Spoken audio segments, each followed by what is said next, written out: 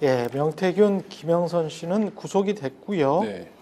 그럼에도 불구하고 계속 뭐가 터져 나옵니다. 이게 터져 나오는 거는 이준석 씨 쪽인가? 아니면 어느 쪽인가요? 이게 터져 나오는 소스는 어디일까요? 이준석 대표가 어제 귀국을 해서 브라질에 네. 갔다 왔잖아요. 네. 그래서 지금 한 기자들 사이에서는 일주일 정도 SNS를 안 했다, 이준석 대표가. 아. 근데 이제 그 시점이 공교롭게도 그 김소연 씨가 이제 명태균 변호를 맡고 나서 여러 이러저러한 얘기들을 했는데, 이준석 대표 입장에서는 응당 반격을 해야 되는 상황이었는데, 화력은 내가 훨씬 좋다. 네, 근데 어제 이제 공항에 내리자마자 네. 내가 누군지 보여주겠다, 네. 이런 해서 대통령과의 이제 지난 공천 때 있었던 일을 살펴보니 웃겨 죽어서 말도 못하겠다, 이런 표현을 쓰면서 어제 이제 몇 개의 소스를 풀었는데, 네. 그 소스가 본인은 이미 다른 분이 지자체장도 하고 있고 뭐 했으니 이름은 말하지 않겠다라고 했는데, 뭐 듣기만 해도 누군지 아는. 나왔어 그냥. 나왔어요. 이름이. 이게 이준석 의원 특징이 네. 분명히 자기는 공항에서 내렸을 때는 여기까지만 한다는 바운더리를 나름대로 결심을 하고 정하고 얘기를 했을 거예요. 네. 근데 기자들이 여러 장소에서 물어보고 또 물어보고 전화하고 이러면은 국회에서도 물어보고 네. 공항에서도 물어보고 결국은 얘기를 합니다. 자꾸 얘기를 합니다. 그래갖고 이름이 지금 말씀하신 대로 네. 안철수 의원 공천 주라고 하더라. 김태우, 그다음에 김태우 강서구청장 당시에 네. 강서구청 후보인데 결국 강서구청장 됐죠, 그 당시에. 처음 할 때. 그렇죠. 네. 맨 처음에 할 때 네. 그때 됐죠. 그 부분에 대해서. 그다음에 포항시장과 관련돼서 원래 지금 그 당시에 포항시장 되신 분 말고 다른 분을 요구했는데 그거는 거절했다. 요거를 쭉 얘기하는 그런 상황입니다. 안철수 의원은 어떻게 창피해서 지금 특검법 찬성한다 그러고 네. 최상비 특검법도 지금 그 찬성한다고 얘기를 했는데 그렇게까지 단수공천주라고 대통령이 얘기했는데 배신한 사람이 돼버렸잖아요. 어제 그 명태균 씨 이야기대로 민망한 사람들이 많아요 지금. 명태균 씨도 좀 민망해서 그러면서 말을 안 하고 왔잖아요. 근데 민망한 사람들이 지금 한동훈 대표도 민망한 것 같아. 다른 그 게시판 이유 때문에. 그거는 좀 이따가 이야기를 하도록 하고, 윤석열이 근데 저 추천한 사람이 다 다른 것 같습니다. 이 공천에 개입한 사람이. 김태우 같은 경우는 강서구청장이 됐을 때 윤석열 대통령이 그때 당시에는 당선인이죠. 네, 네, 당선인이 직접 개입해서 김태우 줘라라고 이준석에게 이야기했다라는 겁니까? 그죠? 그렇죠. 예. 네. 김태우 후보 뜰 수 있게 하면 경쟁력이 있어서 구청장이 될 거다 이렇게 그렇죠. 얘기를 했다고 하는 건데요. 예. 그러니까 10월에 공천이 되는데 아시다시피 아시다시피 김태우 후보가 1심에서 그러니까 실형 판결이 나왔잖아요. 그렇죠. 1심에서 실형이었어요. 그 다음에 이제 그 구청장 직을 진역형? 상실했는데 예. 다시 윤 대통령이 사면을 해줬잖아요. 사면해줄 때 이미 다시 구청장에 내보내려고 생각을 했던 것 같아요. 예. 그러니까 그래서 4월에 이 얘기를 했다고 하는 거거든요. 4월 말. 그러니까 특사를 할 때 그 무렵에 그냥 4월 말에 윤 대통령이 방금 전에 제가 말씀드린 것처럼 그렇게 그냥 얘기를 했다는 겁니다. 네. 그리고 난 다음에 10월에 재보궐선거에 출마할 수 있게 됐잖아요. 당시 당내에서 얼마나 반발이 많았어요. 그렇죠. 근데 그거 뚫고 대통령이 그냥 공천 주라고 얘기를 했던 거고, 그때 재보궐선거 참패한 게 윤석열 정권 심판론에 불을 붙이는 계기가 됐던 거죠. 이제 뭐 자기 스스로가 불을 붙여서 자기가 심판받았던 거라고 볼 이 수밖에 김태우 없는 사건이 거죠. 굉장히 재밌는 사건이잖아요. 그러니까 뭐 박근혜 정부 얘기할 때 십상시 사건에서부터 이제 몰락이 시작됐다라는 표현을 우리가 많이 쓰는데, 이 지금 말하자면 윤석열 정부가 어떻게 될지 모르지만 이 강서구청장 선거가 굉장히 중요한 출발점인데, 여기에 이제 김태우 씨가 어떤 분입니까? 청와대로 파견을 왔다가 청와대에서 뭔가 비리를 저질렀어요. 검찰로 돌려보냈습니다. 검찰로 돌려보내서 징계를 받았어요. 근데 그리고 어떻게 됐습니까? 민정에서는 그 감사를 중단했죠. 그래서 그러니까 이걸 어떻게 합니까? 민정수석 기소한 사건 아닙니까? 검찰이? 그렇죠. 조국이랑 연결되어 있는 사건입니다. 민정수석 기소했던 사건이고, 그 기소했던 검사가 지금 이제 논란이 되고 있는 그 이정섭 검사가 수사 검사거든요. 그러니까 뭐 이런 사건이에요. 근데 이거를 조국 대표의 관점에서 보면 윤석열 어쨌든 검사가 데리고 있었던 수사관인데, 이 수사관에 자기네가 징계를 하려고 하니까 이 부분에 대해서 보복을 이제 했다라는 프레임으로 보고 있거든요. 근데 실제 이제 그런 상황들이 전개가 되오다가 말씀하신 것처럼, 근데 하필이면 이 사람을 사면까지 시켜주고 후에 다시 출마할 수 있게 해준다? 이거는 사실 사면은 대통령의 고유 권한이라고 우리가 많이 말하지 않습니까? 그렇죠. 그럼 이거는 대통령이 할 수 있는 일을 김태우를 위해서 해줬다, 이렇게 봐도 되고, 그게 그게 또 공천을 위해서. 네, 모든 권한이 있지만 대통령이 이 사람을 선거에 내보내주기 위해서 본인의 고유 권한인 사면권까지 써서 선거를 하게 해줬다. 이 지금 상황이 되는 거죠. 굉장히 좀 심각한 헌정 유린입니다. 이거는 어떤 사적 복수심이 좀 포함돼 있다고 봐야 되겠죠. 왜냐하면 조국과 연관된 사람이고 이 사람을 다시 구청장으로 앉히면 뭐랄까요? 쾌감을 얻을 수 있다라고 생각을 했나? 그런 측면도 있죠. 그쵸? 보수층이 환호할 것이다 이런 네. 이제 착각을 했던 측면도 있고요. 예. 그다음에 어제 이제 JTBC가 보도한 걸 보면 김태호 구청장이 윤 대통령이 2010년에서 11년 사이에 대검에 근무할 당시 함께 근무한 인연이 있다고 합니다. 네. 그러니까 개인적인 인연도 좀 일부 작동을 한 것 같고요. 예. 근데 특별사면은 8월에 이루어졌거든요. 근데 대통령 취임은 5월이잖아요. 그렇지. 그리고 그 구청장직을 상실한 게 4월에. 4월이고. 그러니까 되게 안 맞잖아요. 그렇죠. 특별사면을 해주고 난 다음에 공천을 주면 모르겠는데 아예 사실은 공천 얘기가 나오기도 전에 공천 심사도 이루어지기 전에 4월에 그냥 1심 딱 나오고 난 다음부터 얘 그냥 줘 이렇게 됐다는 거예요. 이거 진짜 헌정 유린인데 뭐 이런 식으로 국정을 운영을 하지? 그리고 이제 예. 이런 특별 취급을 하는 가운데 예. 김태호 씨는 완전히 이제 특별 취급을 하는 상황이고, 그리고 이제 윤석열 대통령이 어느 정도로 신경을 쓰느냐면은 JTBC 보도에도 나오지만, 그러니까 이걸 공천을 이 사람을 해줘야 되지 않아?라고 이제 이준석 대표한테 얘기도 하지만 동시에 또 박성중한테도 이야기. 그렇죠. 네. 이게 이제 구청장이기 때문에 이 구청장 후보는 이런 사람을 이렇게 공천했으면 좋겠습니다라고 1차적으로 시도당에서 논의를 한다는 거예요. 예. 근데 그 당시에 서울시당 위원장이 박성준 의원이라는 겁니다. 그래서 이 박성준 당시 의원이 국민의힘 서울시당 위원장으로 구청장 후보를 정하는 공관위원을 임명하는 권한을 갖고 있기 때문에 윤석열 대통령이 당시 이준석 지도부에 연락을 해서 이미 박성준 의원한테 김태호를 살펴보라고 했다. 이렇게 얘기를 했다. 이 내용이 JTBC 보도에 나오고, 어제 MBN이 보도한 것도 같은 내용인데, MBN이 보도한 거는 뭐냐면 이 내용이에요, 사실. 윤석열 대통령이 시구청장 공천은 시도당 정결 사항이기 때문에 대표를 패싱할 수 있다. 이런 취지로 말을 했다라는 녹취를 이준석 의원이 갖고 있다. 그러니까 이준석 의원한테 내가 그냥 박성중한테 얘기하면 되는 거 아니냐? 또는 뭐 다른 시도당, 예를 들면은 뭐 경북도당에다 얘기하면 되는 거 아니냐? 이런 식으로 이준석 의원한테 얘기한 바도 있는 거다. 내가 법적인 권한이 있다. 그럴.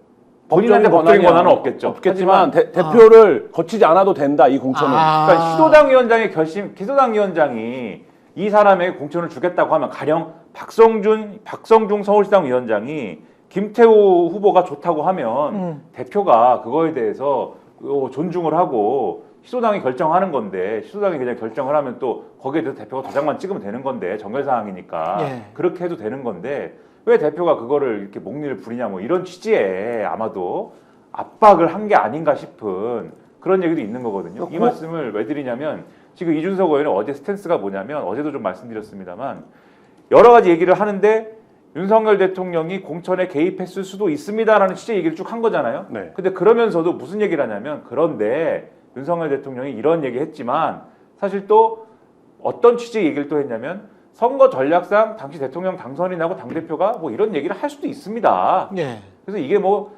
지금 와서 보면은 뭐 문제가 된다고 얘기하는 분들도 있겠지만 그 당시에는 문제가 크게 된다고 생각하지 않았습니다. 이렇게 얘기를 하거든요. 즉 이 얘기는 검찰에 가서 진술을 할 때, 예를 들면 진술을 지금 해야 되는 상황 아닙니까? 진술을 할 때 그것에 대해서 그다지 뭐 압박이라든가 이런 취지로 느끼지 않았다라고 진술할 가능성을 지금 열어놓은 상황인데, 그렇더라고요. 그런데 예. 만약에 지금 이게 윤석열 대통령이 대표 그냥 패싱하고, 쉽게 얘기하면 대표 패싱하고 시도당 위원장 통해가지고 그냥 할 수도 있는 거야 라고 얘기하는 녹취를 이준석 의원이 갖고 있고 그걸 검찰에 내면 얘기가 달라지지 않습니까? 이거는 그런 얘기까지도 이준석 의원은 언론에 하고 있는 거다. 네, 이런 얘기입니다.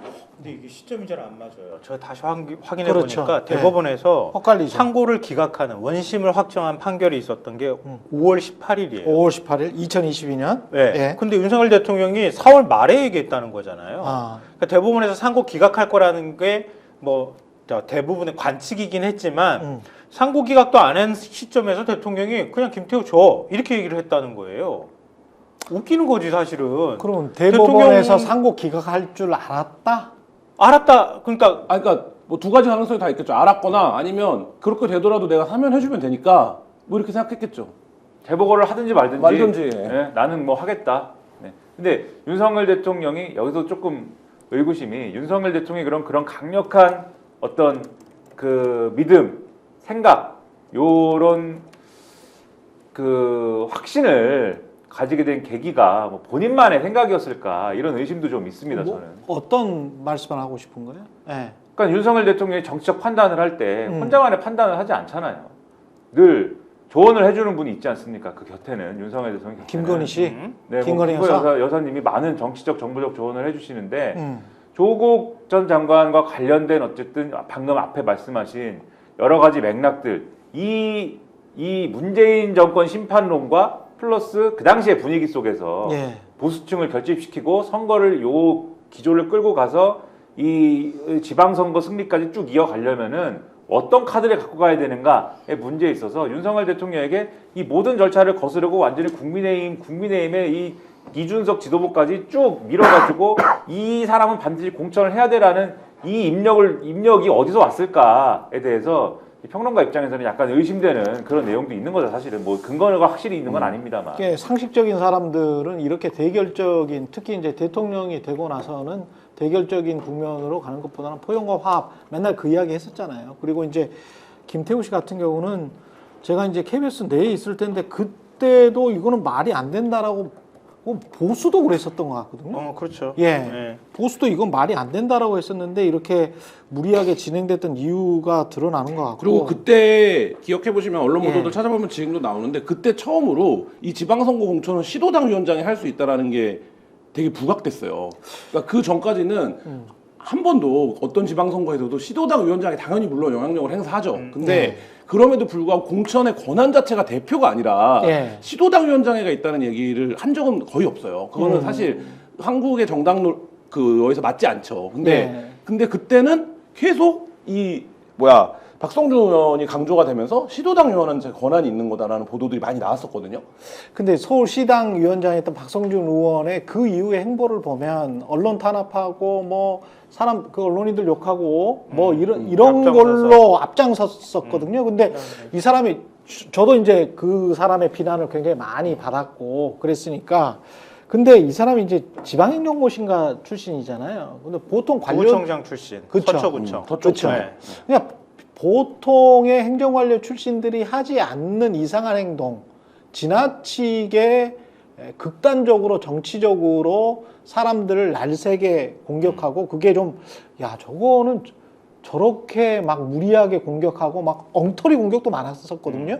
막 뭐 저에 대한 것도 굉장히 허위에 근거해서 제가 민원연에서 얼마? 1억? 2억을 받고 뭐 강연을 한 것처럼 보도자료 뿌리려고 하고 KBS에 전화하고 막 난리가 났었던 의원인데 민동기 기자라는 분을 좌파라고 했습니다. 그렇지. 인정할 수 없습니다. 예. 저도 그냥 좌파로서 인정할 수 없습니다. 아니 왜 민동기 그러니까 왜 좌파라고 허위 인정할 수 사실을 스스로 막 저만 유포하면서 뭐 이랬던 사람인데 이 사람이 왜 그랬는지가 대통령의 어떤 언질 그리고 정부의 방향 대통령이 거의 또라이구나 극단적이구나 라는 판단 그러면 거기에다 코드를 맞춰야 되겠구나 라는 그런 생각을 그런 잔머리를 굴렸지 않았을까라는 생각이 좀 들더라고요.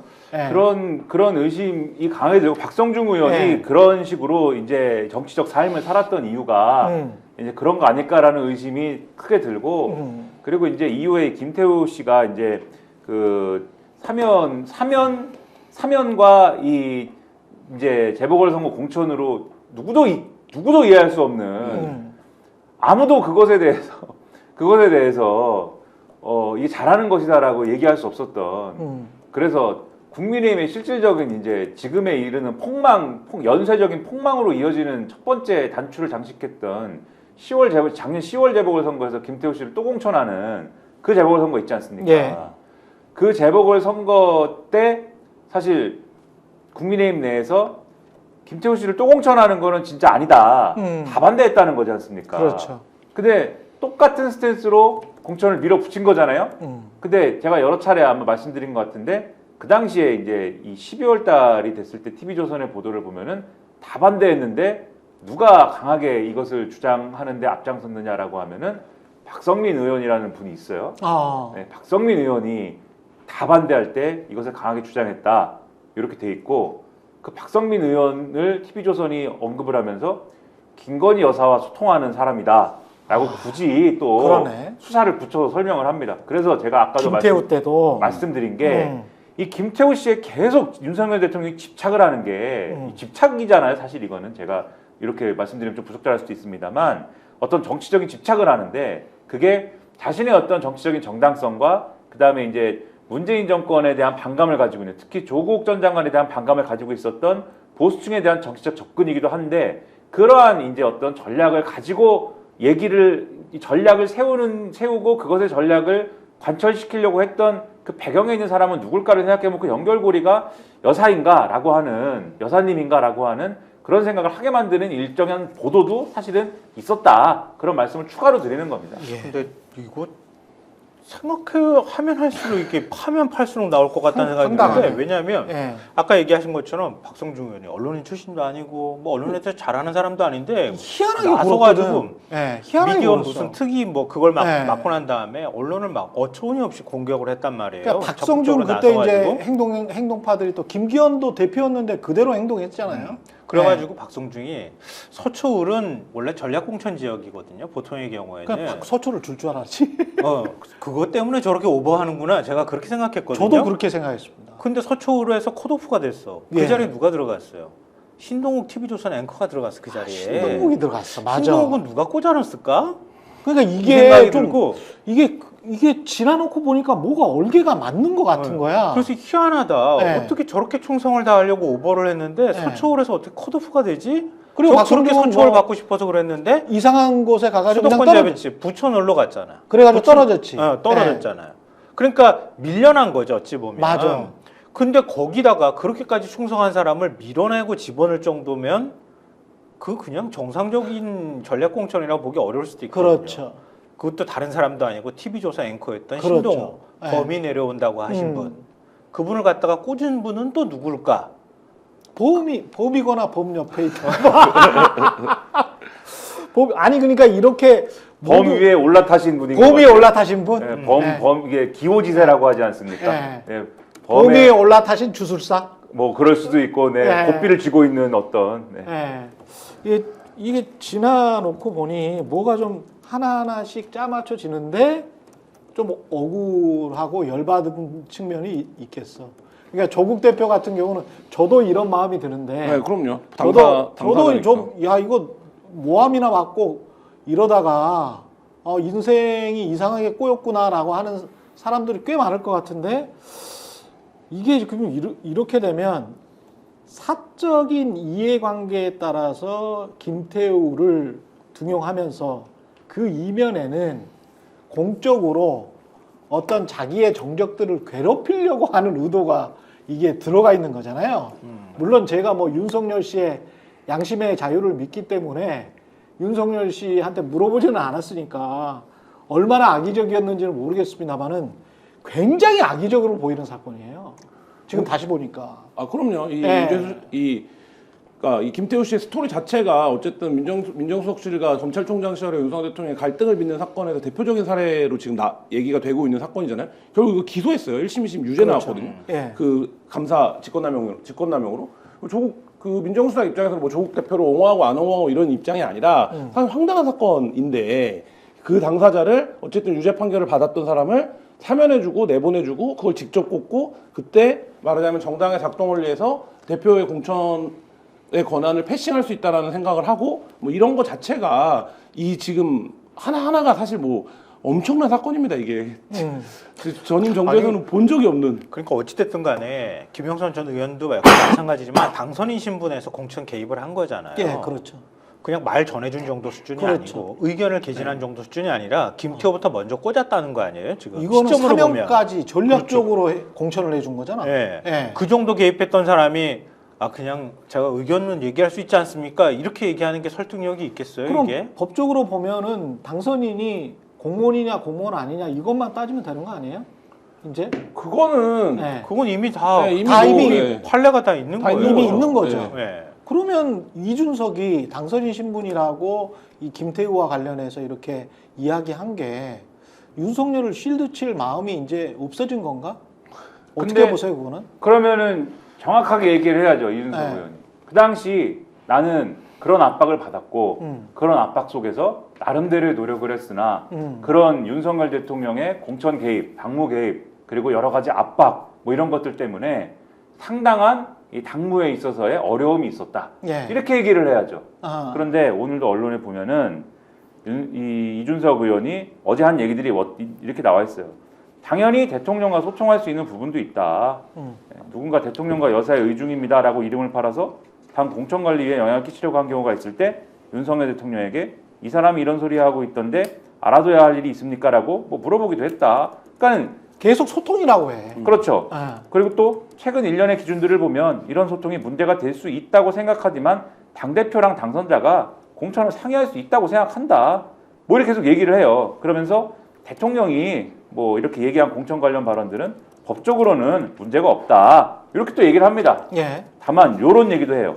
검찰에서 확인이 필요한 부분이 있어서 조사하겠다고 하면 당연히 가서 이미 나와 있는 것보다 더 확실한 것들을 이야기해 줄 의향이 있다. 어제 이제 얘기를 했잖아요. 근데 이게 확실한 것들을 이야기해 줄 의향이 있다라는 뉘앙스가 오늘 우리가 알게 된 뭐 안철수, 김태우 뭐 이런 거를 얘기하겠다라는 건지 어제는 알았는데 이거 이상의 이제 어떤 녹취라든가 이게 있다는 의미인지 요거는 이제 좀 더 확인을 해봐야 되겠죠. 하지만 지금 어쨌든 오늘까지의 이준석 의원의 스탠스는 이 지금까지 우리가 알고 있는 요런 내용들은 윤석열 대통령하고 당 대표 입장에서는 할 수도 있는 얘기다. 예, 법적으로 문제는 없는 얘기다. 그렇게 이렇게 지금 얘기를 계속 하고 이야기를 하고 있죠. 그렇죠. 그러니까 근데 그거는 이준석 생각이고, 그 어제 말씀드렸듯이 그거는 이준석 생각이고. 나를 칼로 찌르지 않으면 예. 칼로 찌르지 않으면 공격하지 나도 요거까지는 음. 검찰에 가서 내가 그 당시에 압박을 받았다라고 얘기를 하지 않을 의향이 지금 있으니까 날 찌르지 마. 하지만 찌르는 순간 나는 다 얘기할 거야. 이제 이런 얘기를 하고 있는 거죠. 스픽스는 말하는 언론입니다. 대세는 유튜브, 그중에서 스픽스. 좋아요, 댓글, 구독, 알림 설정. 여러분이 저희를 사랑해 주시고 우리가 여러분을 사랑하는 4가지 방법입니다.